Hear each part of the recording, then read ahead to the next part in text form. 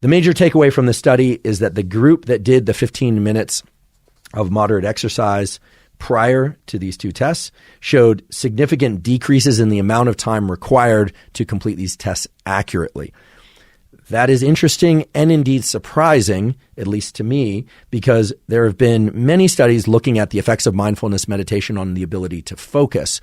The key variable in the study turned out to be energy, this feeling, subjectively measured feeling, I should say, of having more energy and thereby the ability to focus, especially in these high cognitive demand tasks. Now, the takeaway from this study for all of us, I think, is pretty straightforward.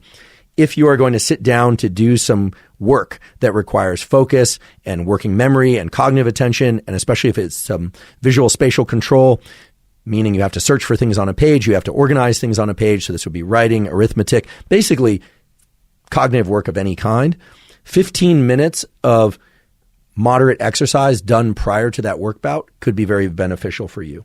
This does not mean that mindfulness meditation would not be of benefit to you. I wouldn't want you to conclude that.